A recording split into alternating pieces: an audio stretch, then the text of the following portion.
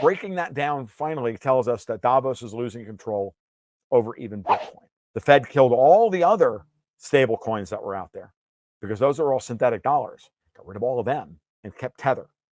Why?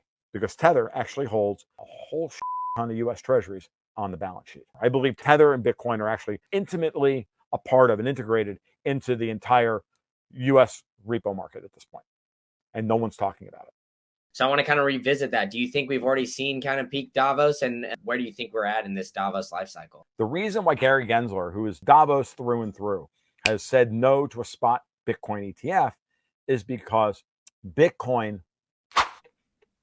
All right. I am back with another edition of the Macro Insights podcast. Well, we got Tom Loungo back on the show. So, Tom, thanks so much for joining me back again. You have a fascinating thesis. We talked about it about 6 months ago now. But now a lot has changed. The Fed has been raising interest rates. They've kind of hit a little bit of a pause, but you have a fascinating thesis that explains why the Fed is raising rates is a direct attack on Davos and Europe. So I'd love to hear an update on where you think we are. Let's jump right in.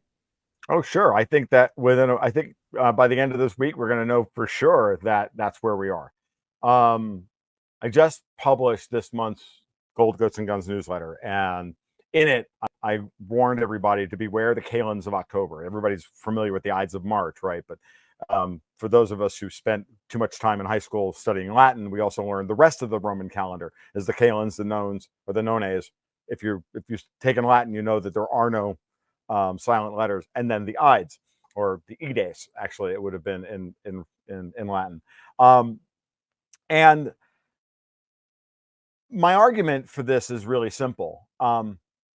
Everybody's come back from the Hamptons because the summer's over, right? The guys who the 2 and 20, the Jordan, as Tommy Kerrigan likes to put it, the Jordan Belfort types come back after summer at the Hamptons.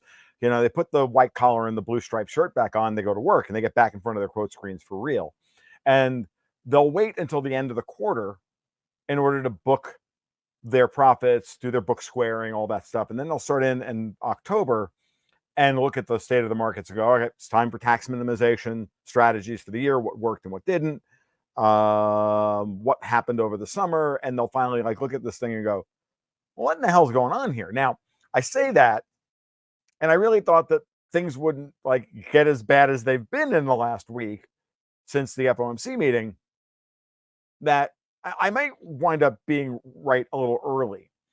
And we're doing this, on the 25th, the first day of the last week of Q3. And what happened this morning? Well, actually, let's back up and let's talk about Friday.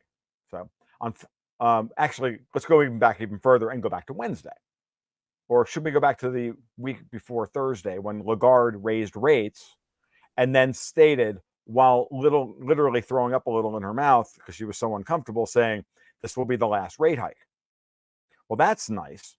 When a central banker makes a statement like that, that's the time when the bond vigilantes, the guys who don't actually exist, are supposed to step in and start testing that situation. The minute, for example, last year when Kuroda at the BOJ said, hey, we're going to widen yield curve control, the target from 0.25% to 0.5% on the long end of the Japanese yield curve, he got tested immediately. When Ueda took over earlier in the year and said, yeah, we're thinking about tweaking that out to 1%, we actually had some bond vigilante action. They immediately took the Japanese 10-year from about 40 basis points up to 70 basis points and forced the BOJ to intervene and say, no. The current level is 0.6, 60 basis points. We're currently at 72 basis points in the Japanese 10-year. So the argument is really that the bond markets are completely mispriced relative to a Fed at 5.5%. QT is still ticking away in the background, as Daniel DiMartino Booth likes to call it, $95 billion a month. The Fed is shrinking their balance sheet aggressively. Okay, all that's good. Nothing has changed. But look at what's happened to the euro. Now, since the euro collapsed to 96 cents last October, so this time last year, the euro strengthened, went through a rally, but at the same time, the entirety of the European bond market hit a peak and then stopped dead cold. You saw the German 10-year capped by Lagarde at 2.5%. You saw the French 10-year capped at 3%. You saw the Italian 10-year brought back down and capped at 4.25%. The Dutch 10-year, I think it was 3.25%. If you go all through the core European bond markets and look at the weekly chart of the 10-year, and you will see the exact same pattern over and over and over again, which is they try to break out above Lagarde's level 1 week, they get a close, and then the very next week, they bomb the market, bring yields down, throw a technical reversal signal in order to try and, damage the market psychology to keep the cap in place. And with each one of those interventions, it's really clear on the German 10-year.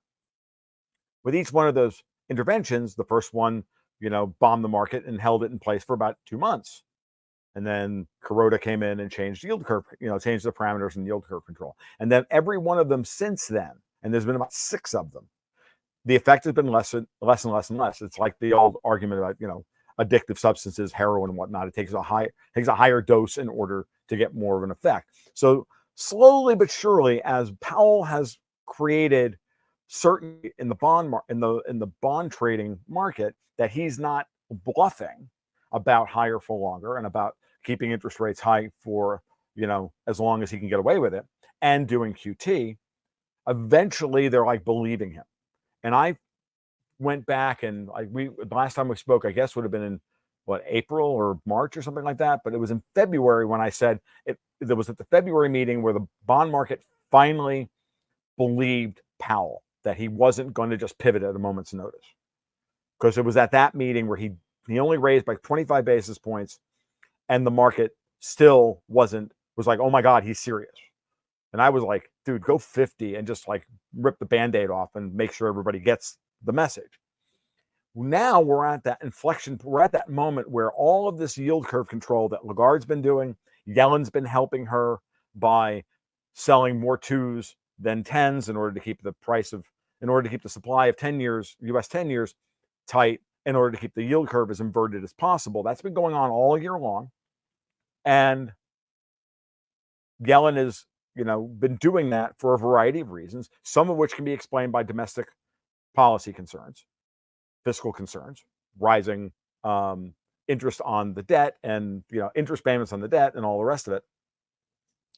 And some of it can be attributed to her trying to help Lagarde keep yields in place over in Europe, which I firmly believe is what she's been doing. Every moment, whenever Lagarde gets into trouble, Yellen seems to step in and do something.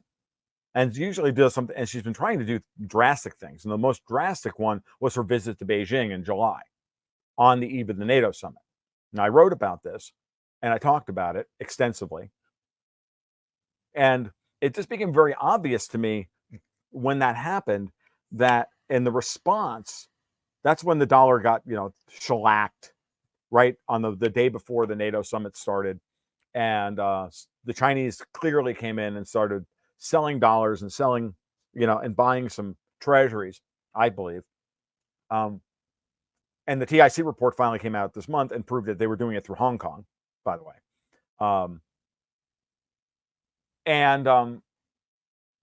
But that lasted. I expected that crash in the dollar to get them through to the end of the year, and it didn't. It got them 3 weeks. And when that happened, and it only hit 3 weeks, I'm like, holy Jesus, is it that bad? Have the bond vigilantes already begun to return? Is Powell himself the ultimate bond vigilante, calling the bluff of Lagarde and all the other major central banks? Like, oh, really? You're going to stop raising rates? You still think you've got inflation tamed? Well, we know inflation hasn't been tamed.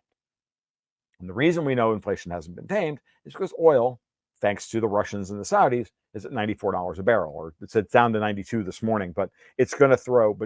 But at the end of this quarter, as long as Brent crude closes above around $87, we're going to throw a massive breakout signal on the upside for oil on the quarterly chart, which is going to set up the oil trade and the rest of the commodity trade for 2024, meaning inflation is going to return and Powell's going to have all the cover that he needs to keep raising rates if he needs to. since he raised in the end of at the July meeting, which I actually didn't expect him to do, I expected him to raise in September. And he was going to raise in one of those two meetings. So he chose July and not September. I'm like, oh, that gives him optionality. He raises in September by 25 basis points. Lagarde goes 50. Lagarde now goes 25. Powell does nothing. But in the meantime, the Saudis and the Russians take upwards of 1.3 million barrels of production off the market between the two of them. And then after Powell puts on his resting hawk face at the meeting on Wednesday and says, yeah, well, and convince the entire Federal Reserve Board they got to go higher. When the dot plot came out 50 basis points above the market expectations, we saw a sell-off in the long end of the curve. And the point that I'm getting at, elliptically, to set the whole background, is that if you look at the way the markets are trading this morning, the euro is below $1.06. The German 10 years at 2.8. So Lagarde at some point was going to lose the ability to defend either the euro or credit spreads, or she's going to lose both. She's been trying to defend one versus the other, and she kind of goes back and forth. On Friday, Yellen announced that she's going to start doing yield curve control through the Treasury, which is, again, another panic move by both of them. Because what does Yellen saying she's going to come in and step in? Why would she want to be doing bond buying? Why would she want to be, intervening in the market? Well, it's because the market is clearly becoming illiquid at these current prices on the long end of the curve. The short end of the curve, right around the Fed funds rate, the bottom end of the Fed funds rate range.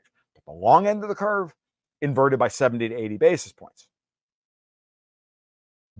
This is a problem, right? So if Yellen is worried about that, she needs to, and she can't, she can't affect the short end of the curve. She's already issuing 3-month money at 5.5%. We've been at 5.5% for more than 3 months, right? So those are all getting rolled over constantly, and people are moving out of the, and money's moving out of the RRP facility into money markets. It's all the rage. And because people are not dumb, they're going, hey, I can get 5.5% on whatever money I'm sitting on. Corporates, people who, normal folk can actually get positive money, positive real yields versus the CPI. So that money's, and the banks can get this as well, so they can pull the money that they've been sitting on in the RRP facility, getting 5 basis points over the Fed funds rate. Now they can go in and start taking on duration. And what are we seeing? We're seeing now that the yield curve is normalized out to 6 months, and the internal inversions, so like the 6-month 1-year inversion, is down to 7 basis points. The 1-year 2-year is down to 28 basis points from a high of 90. The 2-3 is down, the 30 basis points. The 7-10 or the 5-7 is about to go positive. So that's fascinating. And the 7-10 is improving, and the 10-30 has been positive and is getting higher. So the yield curve is, it's the short end of the curve is staying the same, and the long end of the curve is starting to rise, and it's getting shallower, and it's going to normalize. What's that going to do to Lagarde at the ECB? She can't defend credit spread. She can't defend her yield caps, and she can't defend the euro.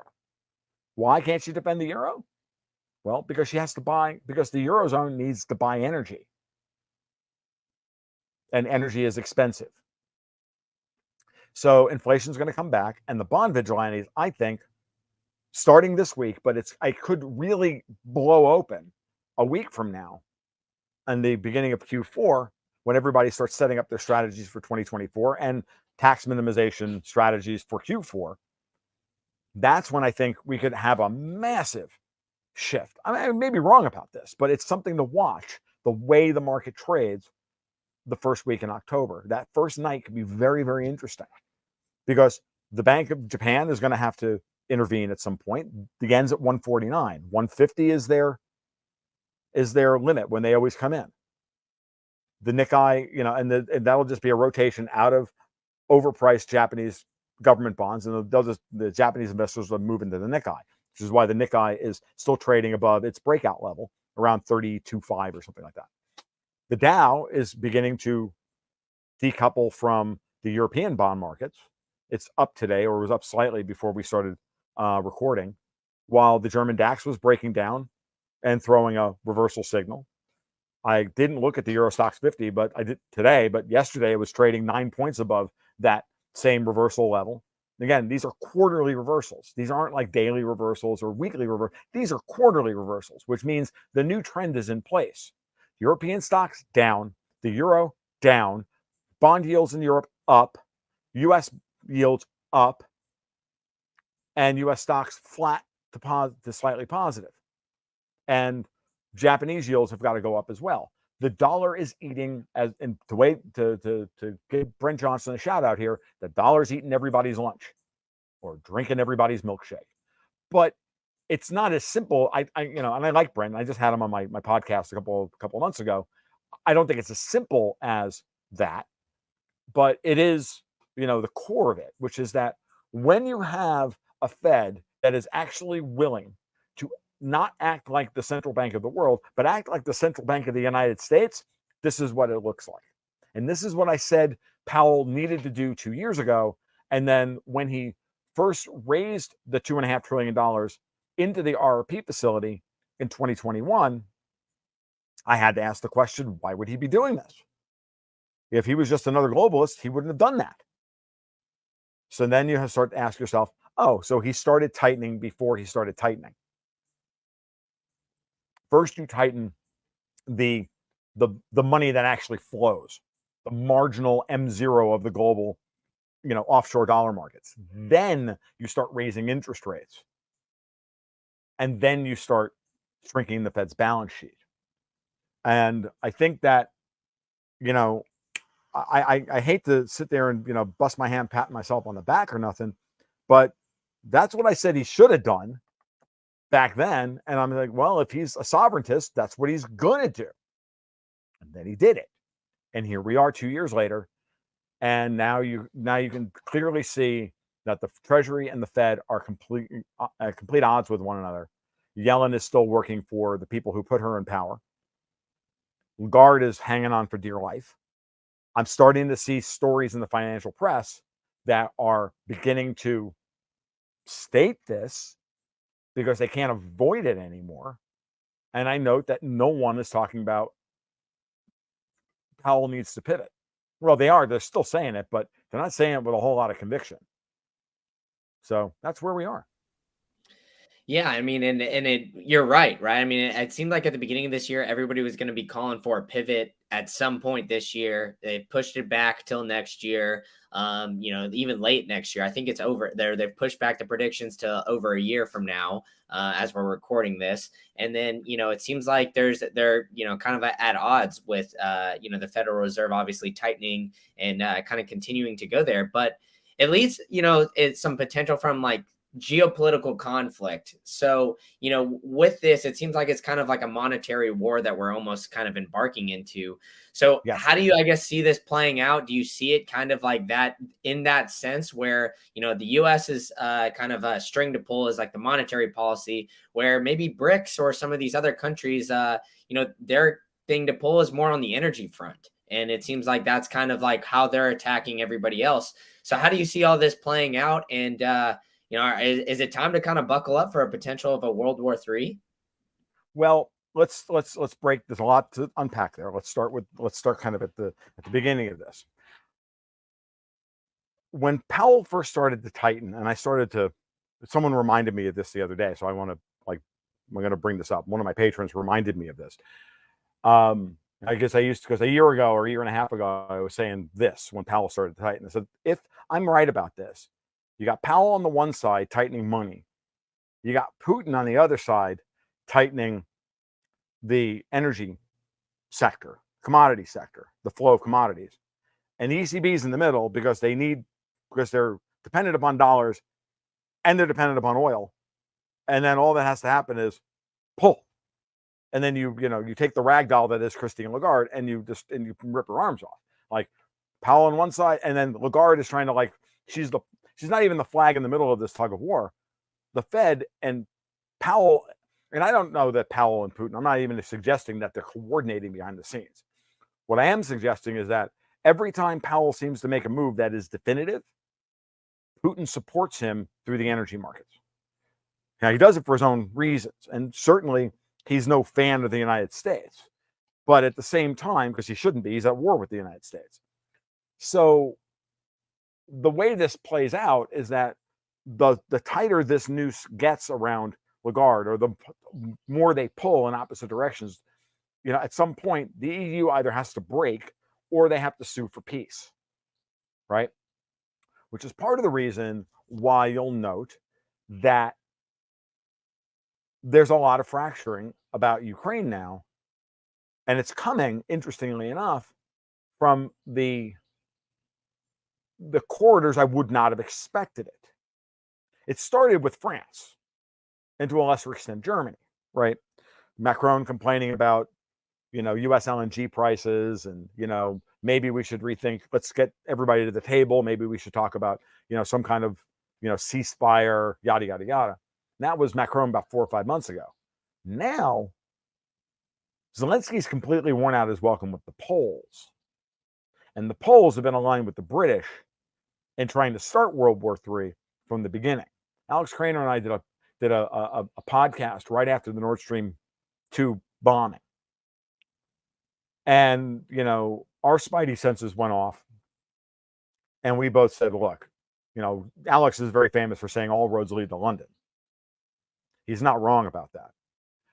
And I said, we just came down to the conclusion that the only people who really had a vested interest in blowing up the Nord Stream 2 pipeline, regardless of who actually carried it off, whether it was, it was members of, it was the Brits and the Poles and the Baltics, because they're the strongest axis of anti-Russian sentiment within NATO. So, and it would then force the EU to not change policy, because what are you going to do? They can't stop, they can't end the sanctions regime. And then you never saw really anything from anybody who actually has any power within the EU change their tune. Ursula von der Leyen is still saying, Slava Ukraini, and the EU is still pledging a lot of monetary support to Ukraine, whereas I saw a breakdown of it this morning of the aid, and the EU has given a lot of the money, and we've given a lot of the military support. So the numbers that get thrown around about the United States giving aid to Ukraine is mostly in terms of the value of military hardware. And and given Pentagon accounting, a lot of that is probably vastly overstated. The entire Ukraine-Russia conflict can be best described so far, other than a tremendous waste of manpower and unbelievably, egregious loss of life that could have easily been avoided, was a big clearinghouse of all the old military hardware that's been sitting around everybody's stockpiles, NATO, the US, Russia, and dumped it on the battlefield to kill a few 100,000 Slavs. Now, no one is happier about that than the British. It's been British foreign policy for 300 years to kill as many Russians as possible. You hear that out of the mouths of people like Lindsey Graham, head neoconservatives like Lindsey Graham. Okay.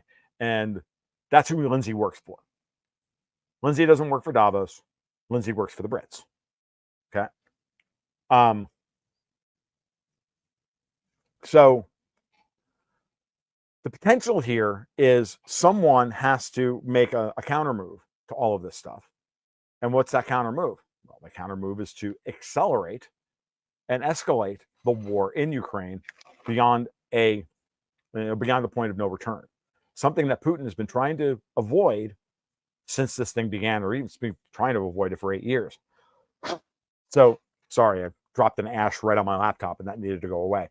Not particularly high quality cigar this afternoon. So, that being said, expect some kind of escalation that will force Putin into the new role of being Adolf Hitler. If you thought Putler, the evil Putler, was a meme so far, no, I think it's still on the table that he's going to be forced into a situation. Remember, the United States just sent long-range missiles with cluster ammunition, which have been outlawed and declared a war crime by the UN and everybody. And yet we're sending them to Ukraine for what reason? To kill Russian civilians. Because we know, or at least the Brits know, and the Brits don't give a shit because they love killing Russians, that if the Ukrainians use them to kill Russian civilians, it will force Putin into an untenable situation politically, into one of two options. Continue to get punched in the mouth, at which point he will lose popular support. Or he has to escalate and do something that takes us past the point of no return. And Martin Armstrong has been saying privately for months that that involves a small nuclear device being detonated over Kiev. Probably with plenty of warning to minimize the loss of life, but that'll be the end of it. What happens at that point? I mean, we have von der Leyen out there literally trying to say that the Russians dropped nuclear weapons on Hiroshima and Nagasaki. Like when she recounted recently the history of World War II in a speech, she conveniently left out who actually dropped the bombs while talking about how evil Russia is. That wasn't an oversight on her part. So all of these things are tied in geopolitically. The capital markets, the movements in the bond markets, what's happening on the ground. The French have now are pulling out their troops out of Niger, which is a good thing because the United States basically told the French, we're not backing you up, which is exactly what I expected to happen because they do not believe that the real military in the U.S. military wants to fight a war with Russia. The only reason we're not in World War III with the Russians in a fundamental way, because it could have happened in Syria over the last 8 years, is because, our military brass does not want to fight a hot war with the Russians toe to toe. Okay? So allowing the French to get wiped out of Central Africa is their way of saying, hey, man, your colonial empire is ending. Again, supporting my argument that Powell is working the end of the colonial empire of Europe, old colonial empire of Europe, on the financial end. And, influential members of the American military are working it on the military end and the political end. And then we have the problem in the middle, of course, is that we have a bunch of geriatrics that are owned, bought, and paid for, and dirty as all get out in Ukraine, not wanting to end the project. And yet Zelensky went to Washington, D.C. and left pretty much empty-handed. He had to go to Canada and get a whole bunch of money out of the Canadians, and the Canadians don't have any money either. So, I don't know, Brandon. It sounds to me like slowly but surely this battleship is turning around within the Suez Canal. And, it's going to be a 50-point turn, but, we're on 0.5 or 0.7. We're at the 9-point mark of a 51-point turn, and it's slowly getting there. And then and then we have the wild card of next year's elections and all of that plays into this as well.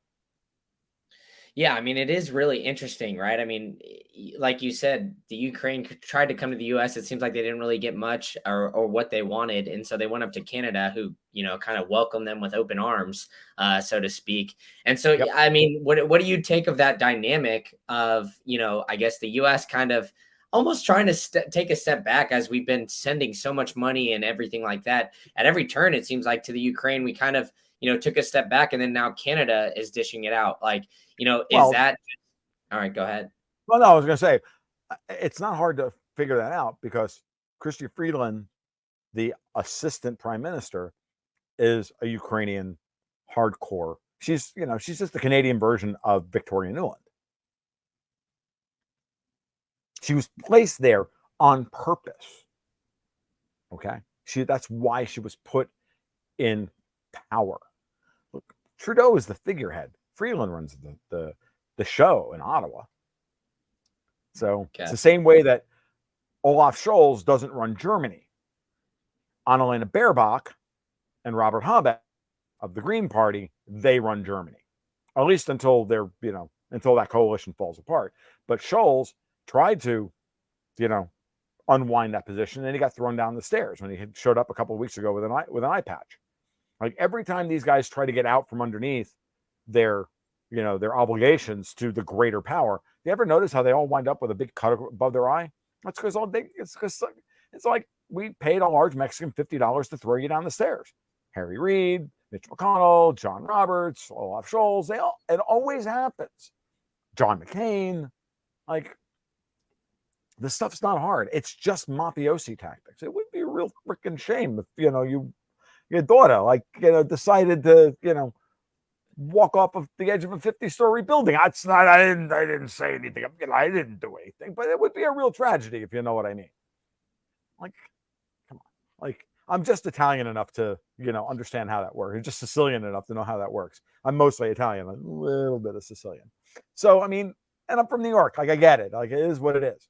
So it's the way it works. It puts, it just reminds everybody that Murray Rothbard was right when he called the government just, it's just a mob, and they wear uniforms as opposed to silk suits. It's not hard. That's all it is. So. Yeah, and I mean that's fair to say, as everything you've lined out right there. But you did write an interesting article about a year or so ago that said we've seen peak Davos. We've kind of gone through, like where Davos lies and all this. So I want to kind of revisit that. Do you think we've already seen kind of peak Davos, and Sure. if so, where are we, I guess, in the Davos kind of life cycle? Or where do you think we're at in this Davos life cycle? If you don't know this already, I am Green Candle, also have the Macro Insights podcast. You might have found me from there. So I appreciate you tuning in on this new podcast, the Macro Insights channel. If you want to support Green Candle and get some sick merch, you could check out thehodlshop.com. They've got a perfect section of Green Candle merch. I've got the sweater on right now. I've even got the white hat. We got a sick white hoodie as well. They got all different kinds of colors, truckers. They've even got the nice little green candle on the back. So much cool stuff. So go ahead and check it out. All right, enough for me. Back to the show. Oh, I think we're definitely past peak Davos. The problem is that just because we're past the peak doesn't mean they're not still powerful, because power, peak. We're here. Still got to go all the way down to here. Now that fall is going to be precipitous, but during that, because if it went up as a bell curve, it's going to go down like a bell curve, right?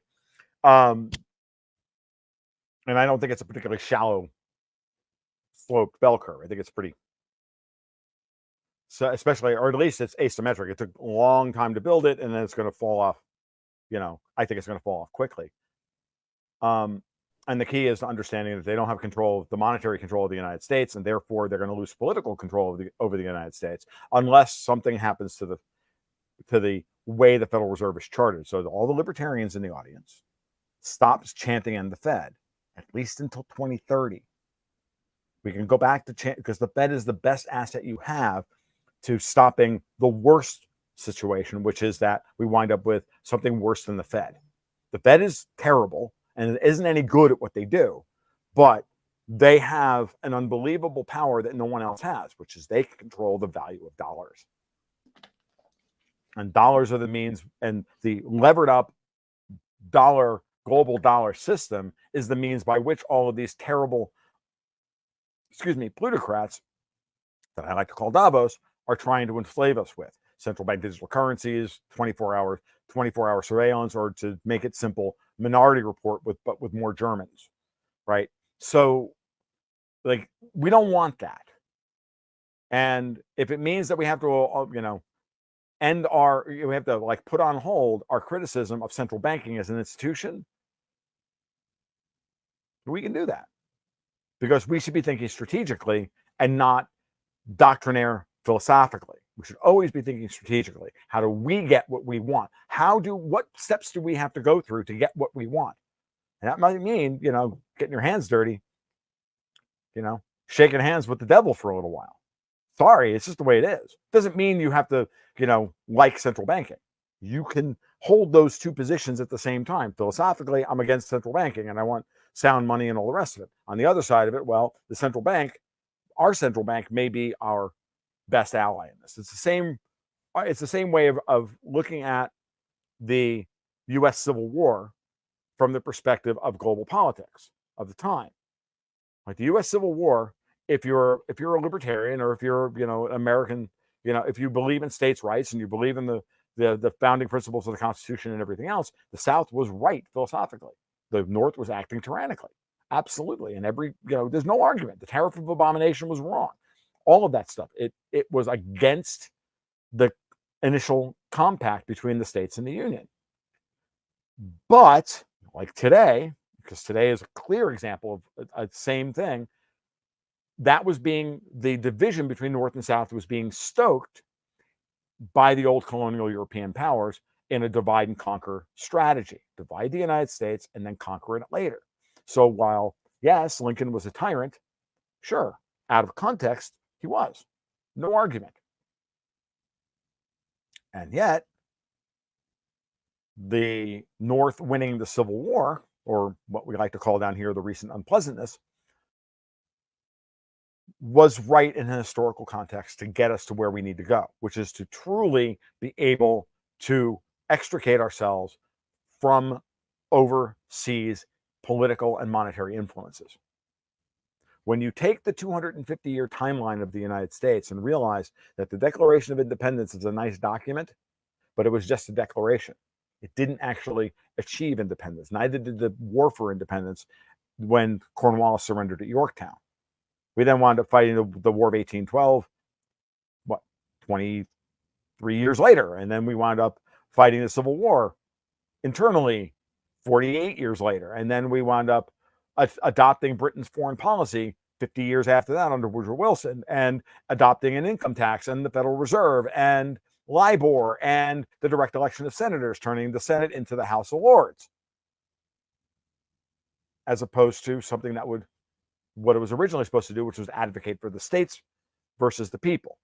Like, when you look at it, you have to realize that throughout that entire process, the United States actually hasn't been free of overseas influence. What we have been has been, in effect, and I don't want to say the plaything, but depending on how you want to look at it, the willing partner of colonial empires who don't have our best interest at heart, but are supposedly our allies. So has the American Revolution actually, occurred from that perspective? I'm not saying it's the only perspective, but it is certainly an interesting one to look at. And the answer is clearly no, because the British controlled our money through LIBOR and the eventual destruction of the gold standard and all of it. So here we are today. And I've been saying this for a while now, and I said it again the other day. That's why SOFR, the secured overnight financing rate, which now has replaced LIBOR, is the real Declaration of Independence of the United States. Because now we have not only political independence, nominally, but we have financial independence at a structural level. And the system has been built, adopted, and now it needs to be torn down slowly and carefully. And that's what Powell's doing. And I firmly believe that's what Powell's doing now. I'm more convinced of this now than I ever have been. And, he could betray me in 6 months. I don't know. But as of right now, he has done yeoman's work to create this. So he's being attacked on all sides. He's had Obama Davosian style doves added to the FOMC, person after person. Go listen to Danielle DiMartino Booth. She'll go over all of these people in grave detail because she knows them better than I do. And they're just trying to wait him out until his term ends so that they can, get control of the Fed again. And that's why Yellen's doing yield curve control. That's why Lagarde is doing yield curve control. And that's why the Russians and the Saudis are like, you know what? No, send oil to $150 a barrel. Because yield curve control can't work for energy dependent countries at $150 a barrel. Can't happen. So, and you know, when you start to look at the, it's been I define these things in terms of races. You know, can Powell hang on long enough for the next generation of American politicians to come in, take power from the olds that are clogging up the system, the Pelosi's and the McConnells and the Patrick Leahy's, and some of them are retiring, right? I think Patrick Leahy's gone, but some of them are retiring. The Steny Hoyers and all those guys, right? The Lindsey Grahams. John McCain is thankfully gone, because we can say a moment of silence for his brain tumor that I regret that it only had one life to give for its country, because it couldn't have taken Graham and a few other people with it. But sadly, they're not contagious in that respect. But dude, I don't mince words. I think all these people need to go, and I won't mourn them a moment when they're gone. And it's almost like these people are going to stay in power long enough to actually literally stroke out on the floor of Congress, and then we have to have the Nancy Pelosi national holiday when we adopt communism or something, because she gave her entire life for the cause. No, absolutely not. No one should mourn her. Her family's not going to mourn her, for Christ's sake. Why the hell should we? But I could do this for an hour, Brandon. You don't even have to be here. I can just talk. It's not a problem. I'll shut up now and you can take the mic back. No, I mean, I love it. I mean, that's why I wanted to have you back on, to talk about a lot of these different topics and, see how kind of the thesis is developing. But another interesting aspect, right? I mean, we're having a lot of obviously we brought up the election a little bit earlier. We're having a lot of conversations surrounding the dollar, especially from some of the new candidates, right? I mean, we've even had RFK Jr. propose of making the dollar backed by hard assets, like a combination of real estate, gold, Bitcoin, maybe even, and a bunch of different other hard assets.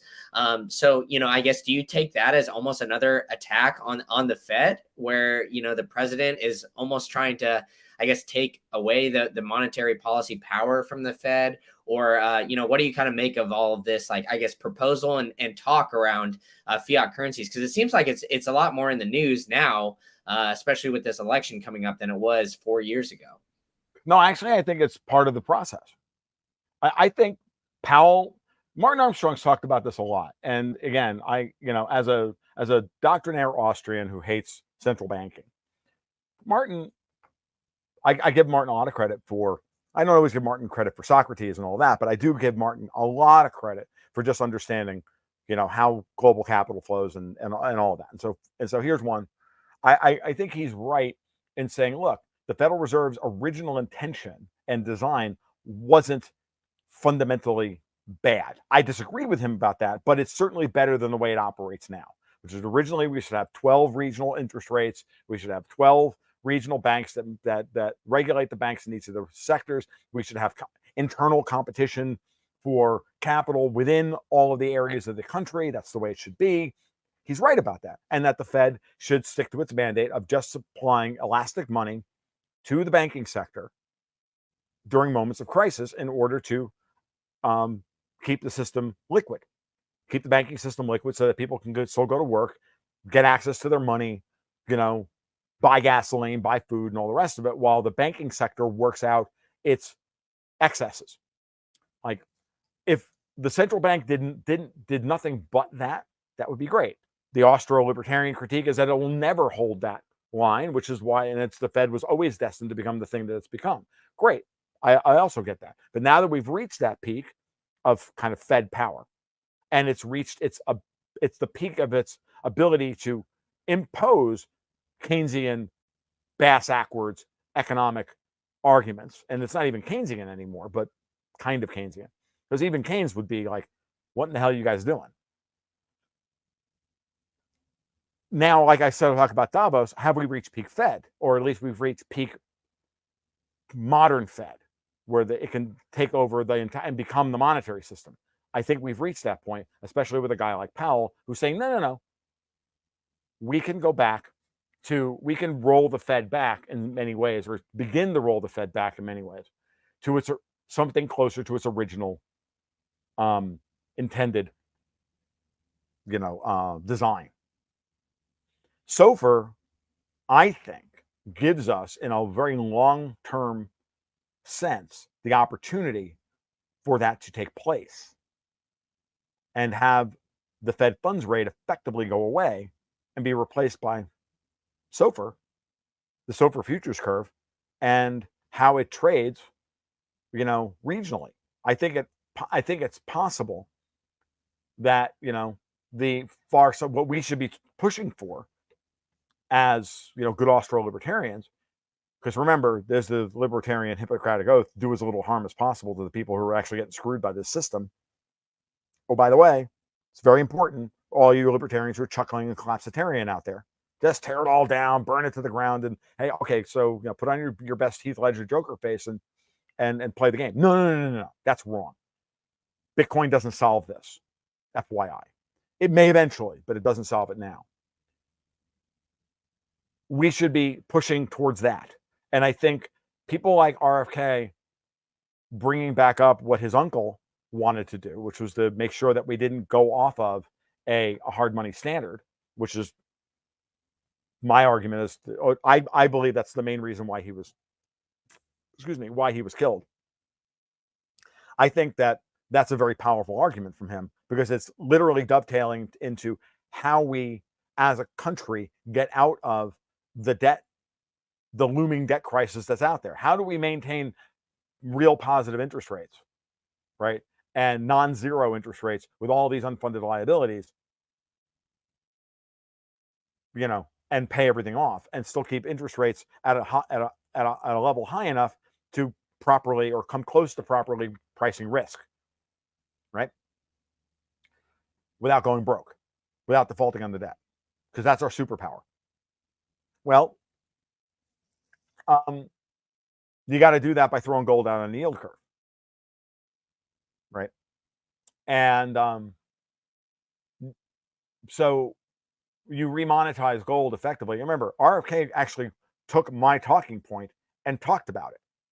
I don't know where he heard it from or who he was talking to. And it's not my idea. It came from Judy Shelton originally. I just did my best to try and popularize it and spread it out into the zeitgeist as much as possible because it's a brilliant idea. You issued long-term treasuries with a 5 or 10% gold redemption clause with a low dollar coupon. And that minimizes the amount that we have to actually pay out in dollars to service the debt. And then, you restabilize the system that way, allow the price of gold to rise. And, you now start recapitalizing the entire, start recapitalizing the central bank while you cut spending, you cut waste, you cut fraud, you cut all these stupid regulations that are literally designed to do nothing but destroy the American economy, all of which were put in place by Davos. So part of what peak Davos really is going away, getting rid of that whole regulatory legislation state, that has now been erected. So that's why the Supreme Court taking up the challenge to the Chevron deference, which established by the Supreme Court back in the 70s that the precedent that the administrative agencies operating under best practices would then set the policy for Congress to rubber stamp. Congress deferred its legislative authority to the EPA, the Department of Energy, Health and Human Services, all of that stuff. They make policy, and Congress just rubber stamps it because of the Chevron deference. Get rid of the Chevron deference, declare it unconstitutional. Now all of a sudden Congress gets all of its legislative power back. Remember, the history of my lifetime, I'm 55 years old, from a legislative perspective, has been one Congress after another, abdicating their essential role as the legislative branch of government and transferring that legislative authority to the executive branch, creating a king. Which is exactly, and then all they had to do after that, because, commies hate elections, is to rig the election so that no matter who wins, we lose. Look at the European Union.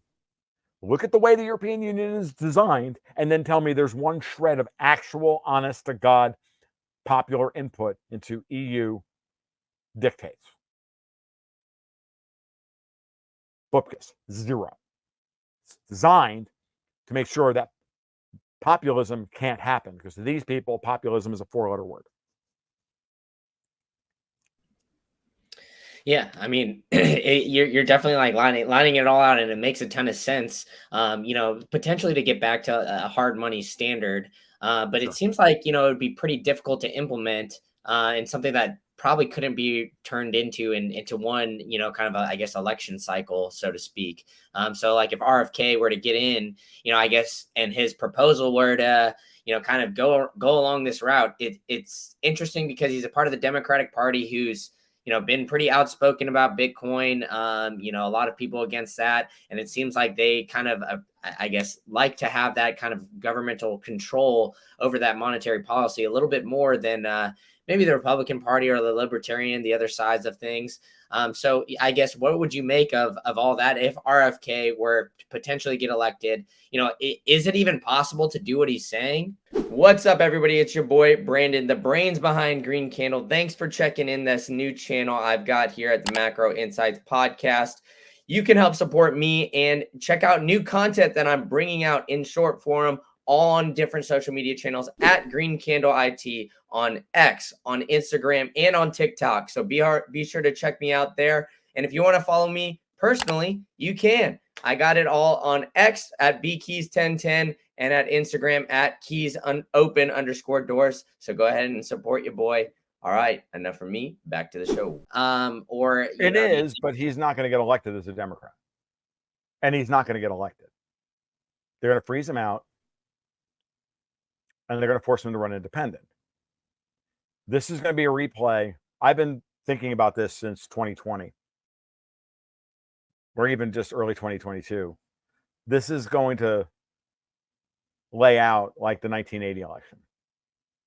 John Anderson, or it's going to wind up like the 92 election, depending on how they handle this. I keep saying that I thought originally it would be somebody like Tulsi Gabbard or even Ron DeSantis would run as a John Anderson style insurgent on the left, because the Democrats right now, as of right now, the only reason that Joe Biden is still president and hasn't been impeached and hasn't been replaced, because he's clearly sundowning,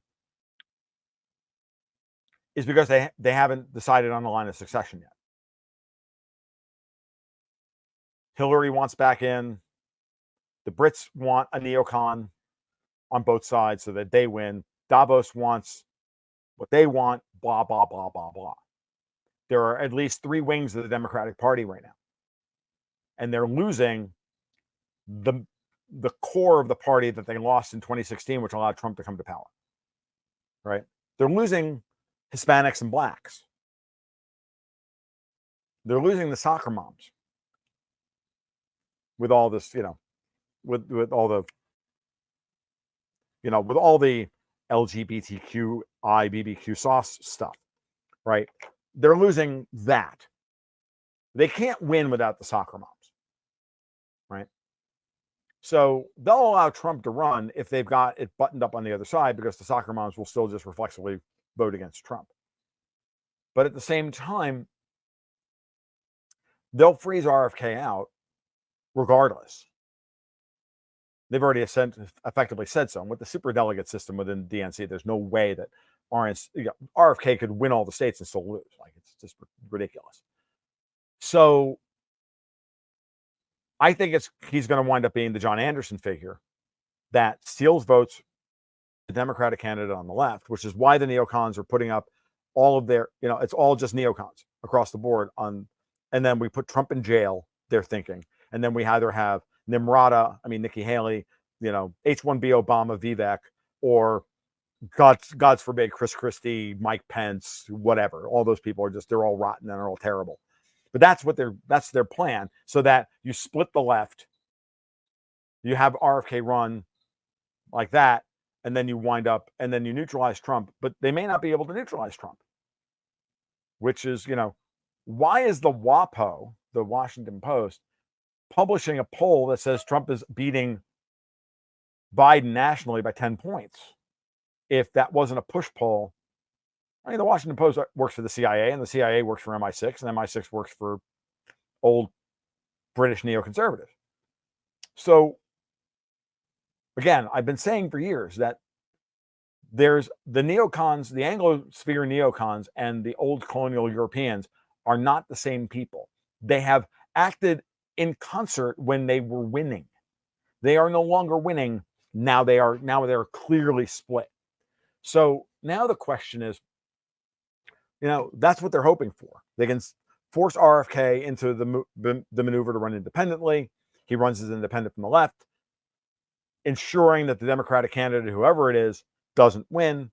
And then we get H-1B Obama, or the Waffle House waitress, Nikki Haley, which is who they're clearly behind. We'll see.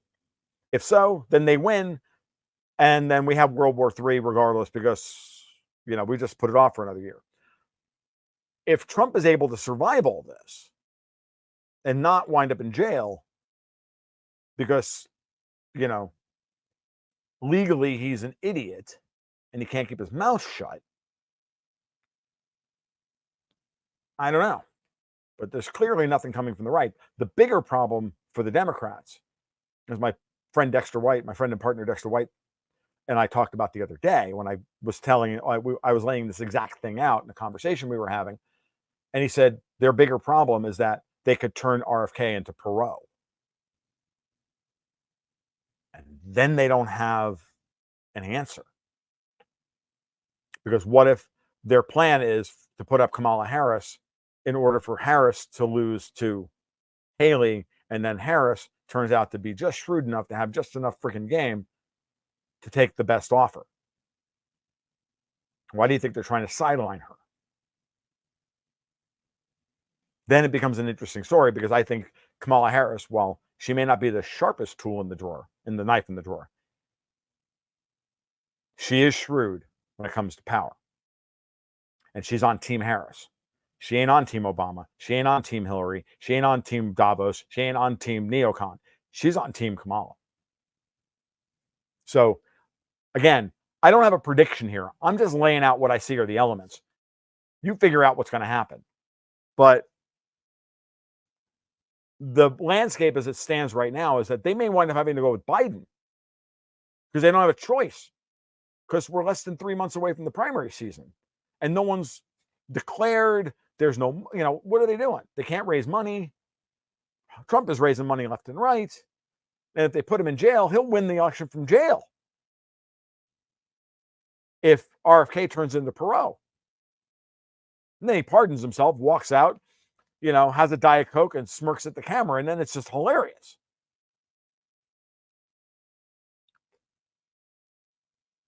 All bets are off, dude. And then the other side of this, what I haven't brought in, is that everything that I've outlined vis-a-vis Powell, and to a lesser extent what I've outlined vis-a-vis the DOD, the U.S. military, speaks to a sovereigntist set within the United States that is trying to turn this thing around. And they are going to control who wins the election. And is that group Wall Street working within the Democratic Party to blow it apart? Is that Jamie Dimon? I don't know. But looking at the way the game board is laying out, looks like it could be. I don't think Dimon's running for president or VP or anything else, but clearly these guys are going to decide who is, they always decide who's going to run. And the quote unquote military industrial complex, now that they've emptied all the, they've emptied all the coffers and they need to be refilled. Like, that's plenty of make work to reindustrialize the United States and with hardware that, actually works as opposed to the F-35. I haven't even brought in the potential for the Chinese to be screwing with things and the Russians to be screwing with things. Yeah, that's a given. I'm just talking about the natural imperatives within all of these different factions, and the knives are out. So beware the Kalins of October, because it starts in the bond market. Man, that's a way to circle it all back. I really appreciate how you did that and brought that back to there. But you mentioned Jamie Dimon. Obviously, a lot of the all the people that are kind of I guess managing the money, the large banks and everything like that. Obviously, the large companies as well are kind of I guess pulling the strings behind the scenes, maybe even more than the politicians. BlackRock is definitely one of those, right? I mean, BlackRock has kind of BlackRock's been chasing Brandon. has been Notice chasing. how BlackRock clearly grabbed the tit too early on problem night. Clearly, What do you Larry Fink. Oh, they clearly went after like the real estate markets, and they really thought that they had access. Remember, BlackRock was given access to the Fed discount window during COVID through the CARES Act, and they used it to buy a whole bunch of commercial and residential real estate at 0%. They're fucked. Larry Fink has genuflected. He's pulled back on ESG. He's pulled back on all, like at the end of the day, he's made no friends on Wall Street. When I brought this up to Danielle Booth when I had her on the podcast over the summer, I said I wanted to talk about BlackRock, and the first thing that came out of her mouth was, "And yeah, Fink has made no friends on Wall Street, and they'll tear him apart." And they're tearing him apart. BlackRock was clearly in bed with Klaus Schwab, clearly in bed with the globalists to do X, Y, and Z. I'm not saying that JP Morgan isn't in some way, or they're not going to benefit from this. Like, everybody's dirty here. Nobody's a white hat, right? Like, yeah, BlackRock and JP Morgan have gotten the contracts to rebuild Ukraine. Do you think they want to get on with that business? Kind of do. So there's payola that's going to happen here. There are envelopes and manila folders that are going to hit desks all around, that are hitting desks all around the country. There's going to be deals made. And those deals are deals that we're going to look at them from the outside, from our perspective, and think, that's pretty shady. Someone's going to write it, going to clearly, do the right thing and write an article exposing all of this stuff. It doesn't mean that it didn't serve a greater strategic purpose. And in order to get, things finished, get more important things across the finish line, you got to give the get. It's politics. It's business. It's the way it is. And if you wind up with a whole bunch of deals that no one's completely happy with, that's probably the best deal you were going to get, right? Yeah, that's a fair point. So, I mean, but one more question about BlackRock Sure. before I let you go. You said that they're kind of been late in chasing tail. Well, obviously they had the big news. They're filing for the Bitcoin spot ETF. So I'd be remiss to ask if I didn't get your opinion on that and how things are going with that. And at the end of the day, like, I guess, what do you think that their purpose of filing for this is?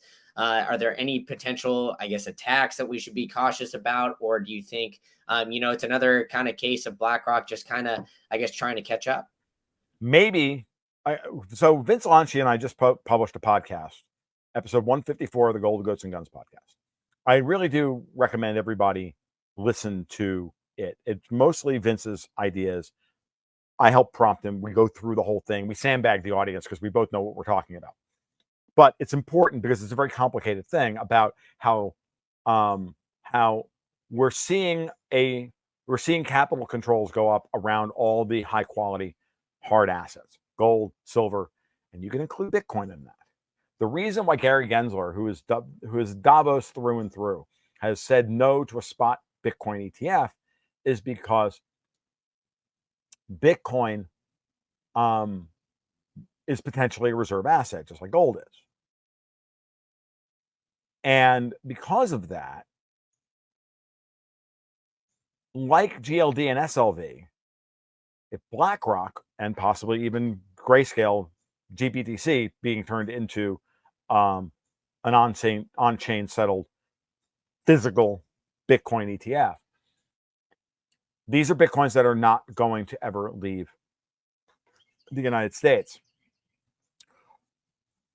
The COMEX is a futures market. You can stand for delivery, and if you're a foreign actor, you can stand for delivery on the COMEX, and you can get gold, and you can take it out of the country. The COMEX is being drained, and all the COMEX gold is being drained into GLD. Same thing is happening with silver and SLV. Why? Because Shareholders of GLD and SLV cannot get gold out of either of those ETFs unless they are trusted partners of the American government, as opposed to the COMEX. So this is what Vincent and I were talking about on this podcast. I really do recommend everybody listen to it. And I recommend not listening to it at 1.5 speed, because there's a lot of freaking high concept stuff going on there. Otherwise, you're going to just need to listen to it 4 times. You're not going to save yourself any time anyway. Some things and some ideas need to be savored in this age of media saturation, where everybody's trying to get as much information into their head, as cram it as much as information into their head within their a lot of time as possible. Sometimes it's better to consume less and think more.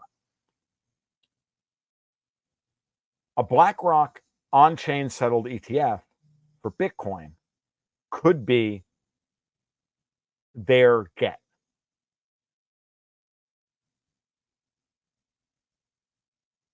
For giving up ESG, for giving up on, this whole idea of the great taking that's going on, that this book that's going around, the great taking, that they had planned. Which I've always looked at and went, yeah, it sounds great that they legally are going to put all this stuff in place in order to take all of our freaking land and then force us into pods and eat bugs and all the rest of it. Yeah, sounds great. There's only the 800 million little problems. They're called the guns owned by Americans. And when that and you go to evict somebody from their freaking home and you got to bring a sheriff's officer, really? You think? Yeah, I don't know about you, but every time I think about something like that, all I can think of is "Oh Brother, Where Art Thou?" Do you remember the Coen brother movie "Oh Brother, Where Art Thou"? And they show up at Pete's cousin's place, and they're walking down the road. They're met by a little 9-year-old kid carrying a shotgun that's bigger than he is, going, "You fellers from the bank? Because my daddy told me to shoot. Any bastard came from the bank." That was the Great Depression. That was the 1930s. I got news for you. There are way too many people here in the great state of Florida who will tell the banks to go scratch. Go back to 2008, when people were 2 years in arrears on their mortgages. They already sent the keys back with their payment that they weren't, take my house. And it took 2 years to get rid of them. They still lived in the houses for 2 years after they stopped making payments on. Like, it's not possible. Like, it's all this freaking power fantasy and a LARP. Stroke of the pen, law of the land, kind of cool, Paul Begala shit. That's not reality, because this stuff has to be implemented. The last time I talked about this, I mentioned, I think I was on Mel K show or whatever. I talked about my dad, right? My dad was NYPD. And Dad didn't talk about the job very much. And he was NYPD from the late 50s through the early 80s. Okay. So all the race riots in the 1970s and, the stuff in the 1960s and all of it. He worked all of that stuff. And he worked in Bedford-Stuyvesant in Brooklyn, and then the South Bronx. My dad worked in nothing but shitholes. And one of the few, when, he wouldn't talk about the job much, but he did talk about the job here and there. I think it may have been when I actually interviewed him for a high school project, and I asked him about this. And he started telling me, like, during a riot, the cops don't arrest the rioters, because for every rioter you arrest, you got to take a cop off the street and book him and take him to, and then before you can bring him back, put him back out on the street. So the cops are there to protect the people who aren't rioting, whose property is under attack and siege, to try and help as many people who aren't breaking the law, who aren't rioting, as possible. And yeah, you might go in there assholes and elbows and break some heads and whatnot, but you're not going to arrest anybody, because there's no point. There's not enough enforcement for this kind of stuff. So the whole idea of all of this stuff, to me, is just a massive LARP. Just a massive LARP. So, yeah, they're going to try it. It's not going to work. And I think finally somebody put that into Larry Fink's head and went, dude, if you really think that that's what's going to happen because your power is so damned unassailable, let me introduce you to my cousin Vinny. And Vinny's a leg breaker for the mob. Okay? So I just don't buy it, Brandon. Like so much of this stuff, I'm like, it's just not going to work. Everybody knows it's not going to work. And if we push back against them one little bit, the whole thing collapses. So in my mind, that's the way we have to approach this stuff. Don't let them gaslight us into thinking that they're going to be able to take all our stuff and, take our homes and all the rest of it. No, what's happening is a BlackRock Bitcoin ETF or Grayscale are going to be treated just like GLD and SLV. They're going to be cash settled markets for these assets that don't need futures curves other than silver. Silver needs a futures curve, but gold and Bitcoin don't. There's no need for a Bitcoin futures market. There's no need for a gold futures market. We have them. They're called interest rates. It's called the yield curve, as Vince so eloquently put it in the podcast we did together. We don't need them. What we need is to keep them from flowing out of the country. And everybody's doing it. Russia's doing it. China's doing it. Iran is doing it. The Middle East is doing it through UAE. And now we're doing it. We're going to do it differently, but we're doing it. And that's all that matters here. So to me, breaking that down finally tells us that Davos is losing control over even Bitcoin. And the rest of crypto, as far as I'm concerned, at this moment in time can go hang. Because it's crypto, it's not Bitcoin. Bitcoin is a potential reserve asset. Bitcoin is also, thanks to Tether, a real big liquidity sink for US Treasuries. And you keep Bitcoin liquefied by keeping one stable coin on the market. And so I firmly believe, and this is just me doing some, inductive or deductive reasoning here, the Fed killed all the other stable coins that were out there because those are all synthetic dollars. Got rid of all of them and kept Tether. Why? Because Tether actually holds a whole shit ton of US Treasuries on the balance sheet. So I don't believe any of the Tether FUD at this point. I may have believed it 3 or 4 years ago. I don't believe it anymore. I believe Tether is actually part of the Tether and Bitcoin are actually intimately a part of and integrated into the entire US repo market at this point. And no one's talking about it except me. And I may be wrong, but the incentives line up.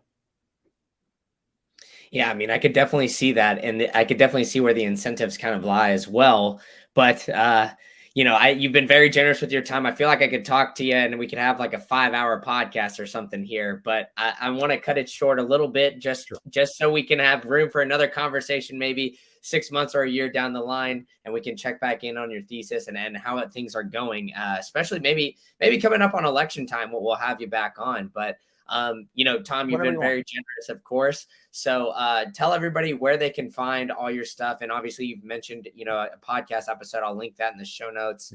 Tell us where they can find you and what all you got going on. So you can find my public work over at my blog at tomloungo.me. That's where you can find .me. That's where you can find, I cross post all the podcasts there.